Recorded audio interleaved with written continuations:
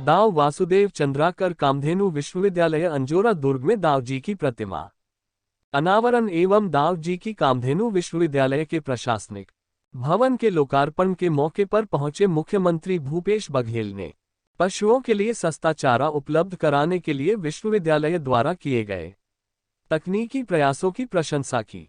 प्रदेश के मुखिया ने कहा कि सस्ता चारा विकसित करने तथा नस्ल संवर्धन को लेकर अच्छे कार्य के लिए दाव श्री वासुदेव चंद्राकर कामधेनु विश्वविद्यालय के वैज्ञानिकों की प्रशंसा की और कहा डेयरी में असीम संभावनाएं, विश्वविद्यालय से उपजे ज्ञान को रीपा के माध्यम से देंगे जगह ताकि डेयरी की संभावनाएं बढ़े। सस्ता चारा और नस्ल संवर्धन के साथ गोधन न्याय जैसी योजनाओं से पशुधन समृद्ध होगा।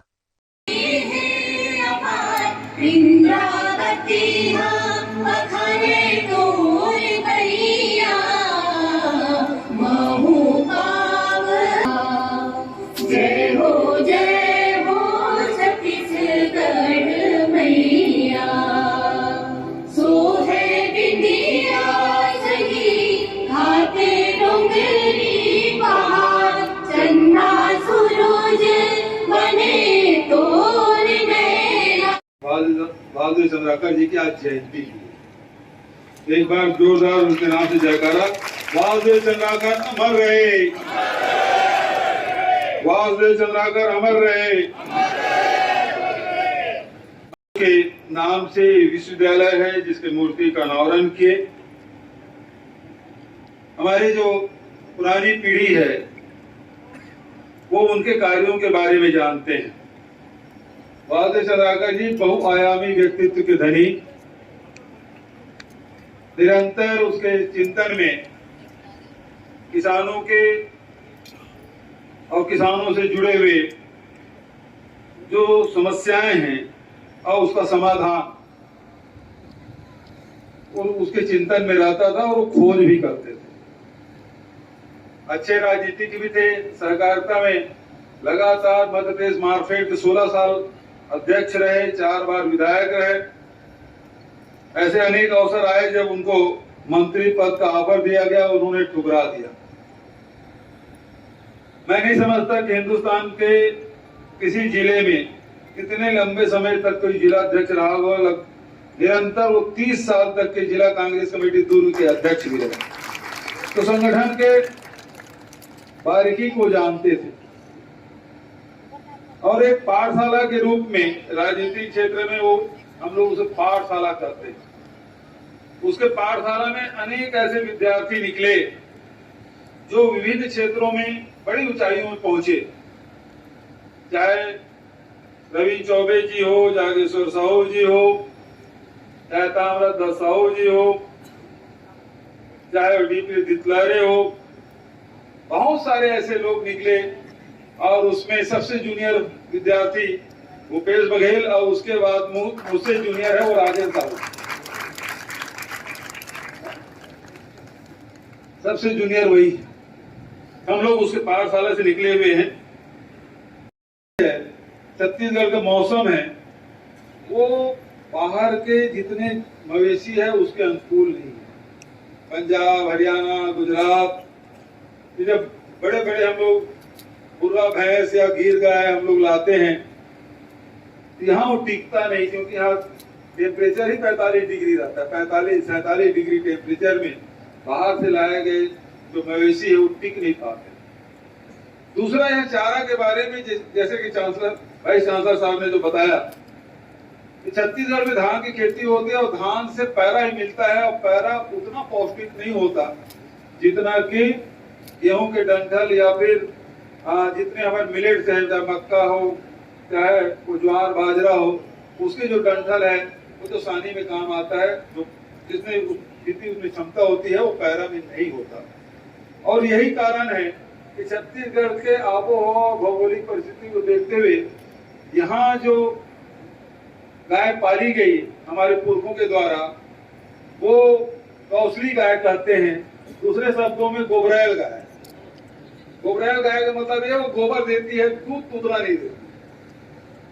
तो यहाँ जितने किसान थे गाय इसलिए पालते थे कि उसके यहाँ गोबर हो ताकि गोबर खाद वो बना सके, अपने खेतों में डाल सके। जितने यहाँ बैठे हैं मंच में, सबके यहाँ 2-2, 3-3 पहाड़ या घोड़ी जानवर होते थे। कुछ दूध के लिए भी रखते थे। दूध उत्पादन तभी होता था छत्तीसगढ़ में, लेकिन वो गाय जो है कौशली गाय, दक्षिण कौशल, चूंकि हमारे छत्तीसगढ़ दक्षिण कौशल कहलाता है, इसलिए यहाँ की जो गाय है उसे कौशली गाय के नाम से जानते हैं। छात्र छात्राएं उसको जानते होंगे। और उसका दूध उत्पादन तो कम होता था, लेकिन बीमार भी कम पड़ते थे। यहाँ के जो जानवर हैं वो बीमार कम पड़ते हैं। बाहर से जानवर लाए तो साल भर टिक गया, 2 साल टिक गया तो बहुत है, बीमार बहुत पड़ते हैं। और इसके लिए फिर वासुदेव चंद्राकर जी ने प्रयोग किया।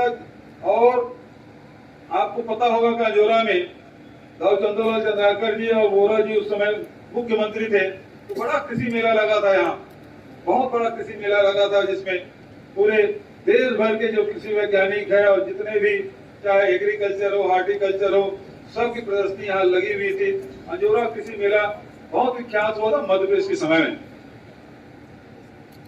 वासुदेव चंद्राकर जी ने प्रयोग किया कि हमारे जो देसी गाय है उसके नस्ल सुधार करने का काम किया। और उसके जो गौशाला में केवल नस्ल सुधार किए हुए जो गाय हैं वही वो पालते थे और उससे दूध उत्पादन करते थे।